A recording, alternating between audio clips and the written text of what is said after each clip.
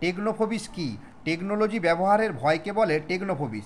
মদন দত্ত, প্রাণকৃষ্ণবাবু, নীলু দালাল, নারায়ণ চ্যাটার্জি, মুক্তারাম বাবু ও বলরাম ঘোষ, এদের মধ্যে মিল কোথায়? এই ছজন বাঙালির নামে কলকাতায় প্রথম রাস্তা হয়েছিল। কোন উট দুটো কুঁজ বিশিষ্ট? ব্যাকটেরিয়ান উট। বিভিন্ন মানুষের সাইন বা সই বিভিন্ন রকমের।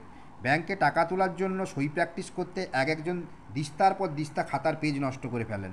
জাপানিরা এই যন্ত্রণা থেকে বাঁচতে নিজেদের সই করা একটা করে স্ট্যাম্প সবাই পকেটে রাখেন। যেখানে প্রয়োজন হয় সময় বাঁচাতে সেই স্ট্যাম্পটা চিপকে দেন। এই স্ট্যাম্পের নাম কি? হানকো স্ট্যাম্প। অলিম্পিকে জয়ীদের সোনা, রূপা ও ব্রোঞ্জ দেওয়া হয়, এ তো আমরা সবাই জানি।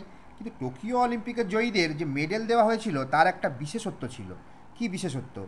ফেলে দেওয়া কম্পিউটার, ডিস্ক, ল্যাপটপের ভাঙা অংশ দিয়ে টোকিও অলিম্পিকের মেডেল তৈরি হয় এবং সেই মেডেল যারা জয়ী হন তাদেরকে দেওয়া হয়।